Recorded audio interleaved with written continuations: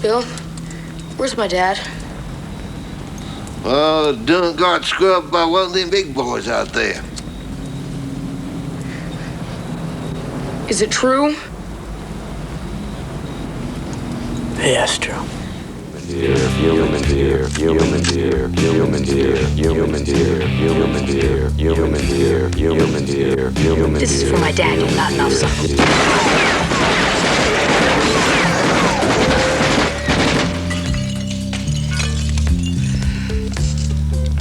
I don't want this anymore. Poulter, that's bound to have been fun. Young star, action movie. Well, how did it feel blasting away with that machine gun? Well, Mr. Carter, that part really was fun because they let me do a lot of fighting scenes in the movie, and it was a lot like when I was playing with guns as a little kid, except all the adults and the special effects made it seem much more real. It may have seemed real, but in real life, people aren't allowed to run around like that. Oh, I know, but I never really understood why. I mean, doesn't the Constitution say people have the right to bear arms? It's definitely true that the Second Amendment to the Constitution says that people have the right to keep and bear arms. But that doesn't mean that you or I or anyone else can go out and play Rambo with a gun. Let me try to explain, because it says a lot about how the Constitution really works.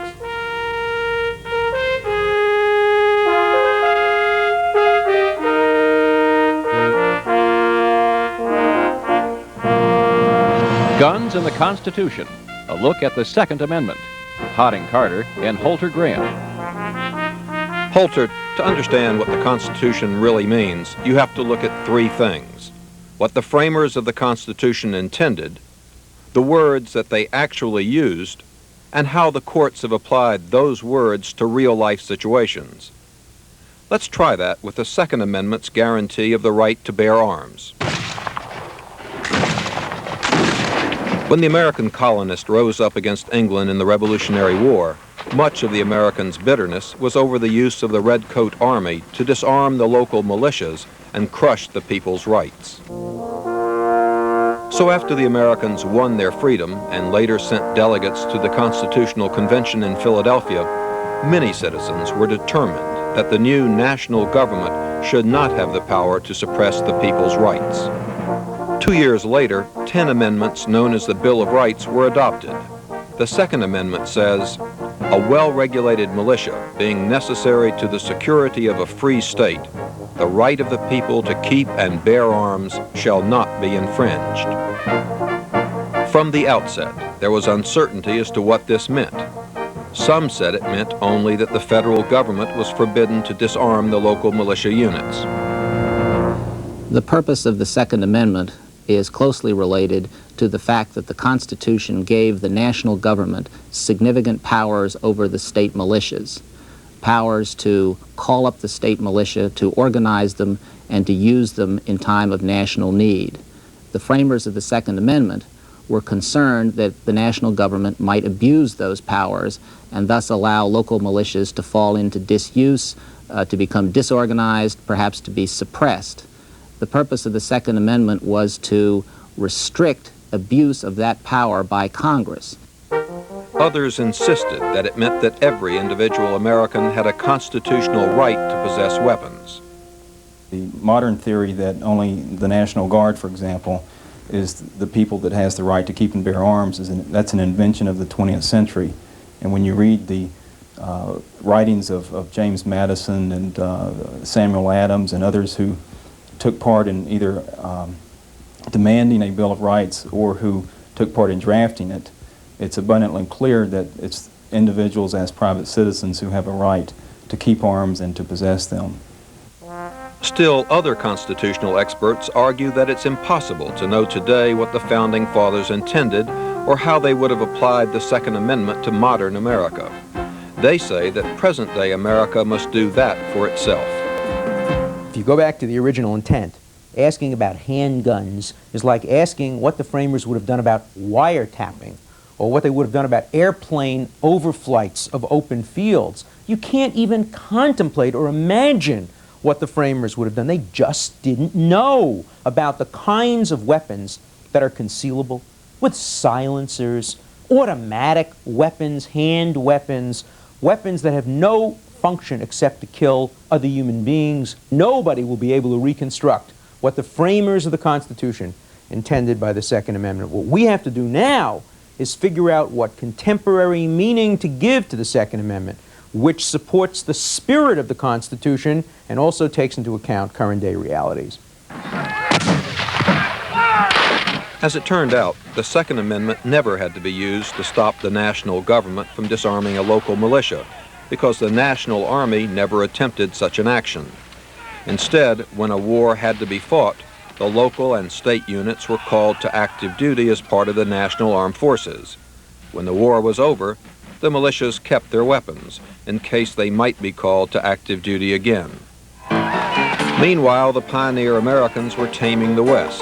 It was a rough, dangerous time, and nobody questioned the right of a settler to carry a gun. Well, once the Wild West was gone and people started moving into cities and suburbs, what then?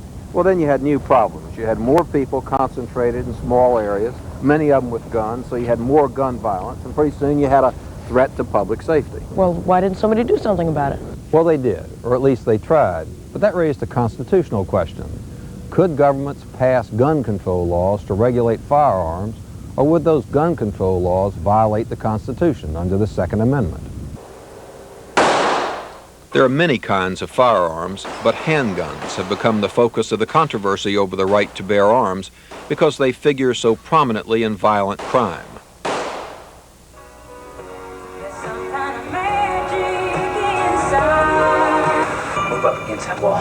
Handguns may not be as American as apple pie, but they have become a familiar fixture of American life.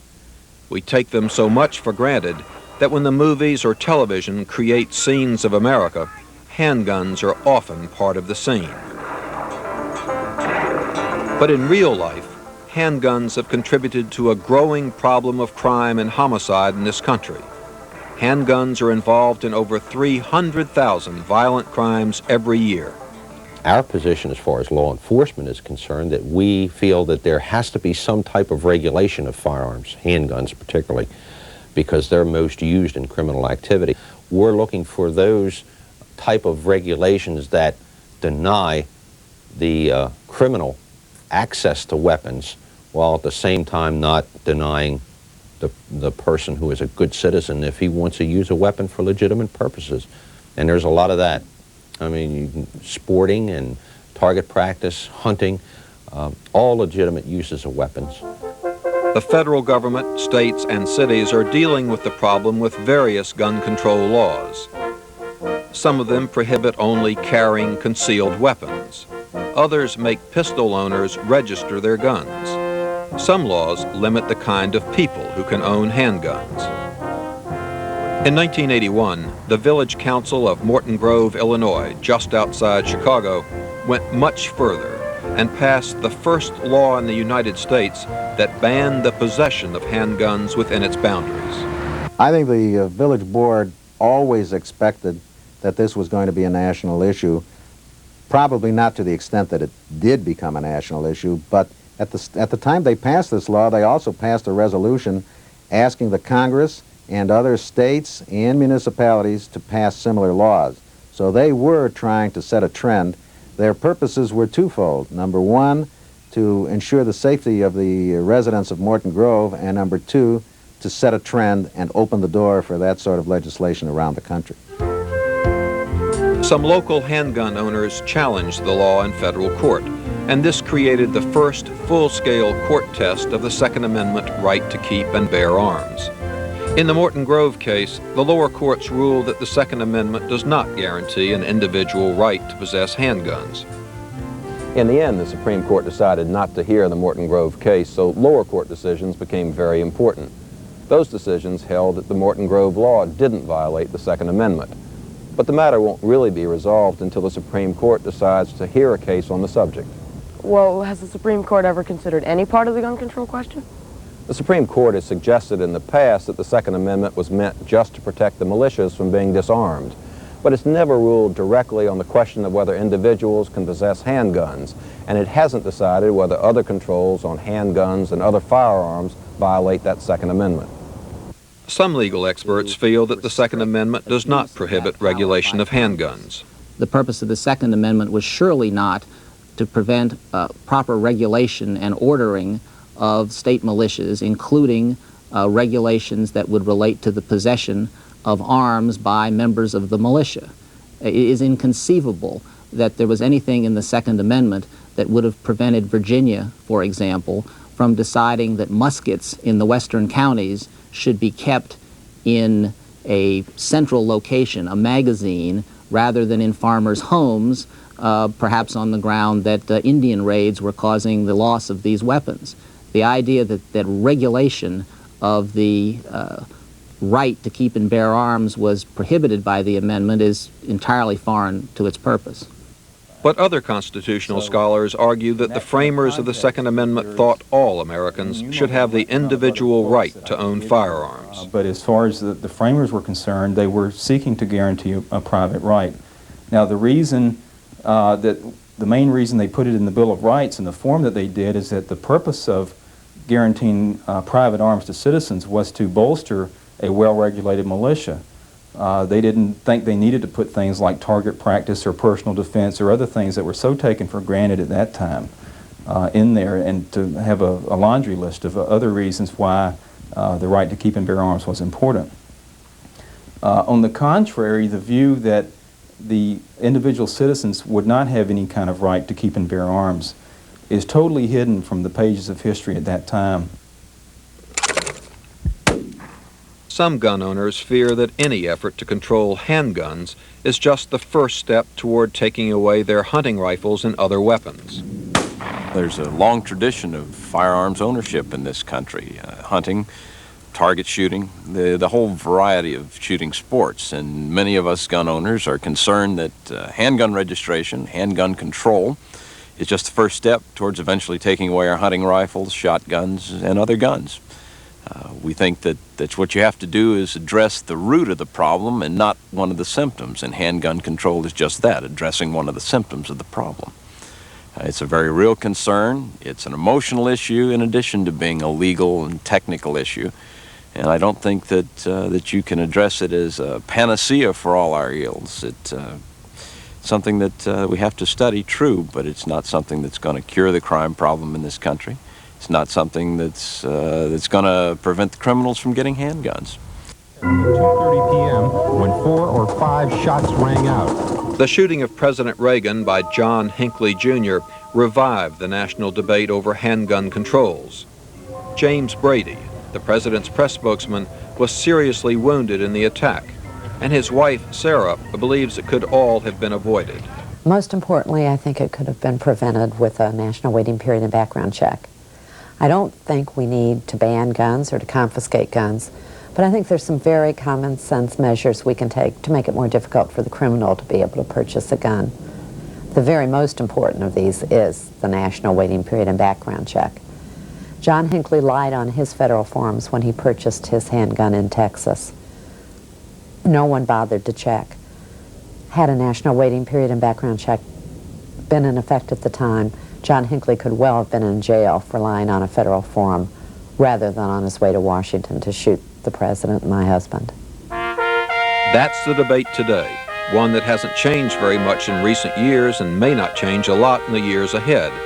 How it's finally decided could mean the right to own and use any kind of weapon anytime, or no rights at all without strict regulation.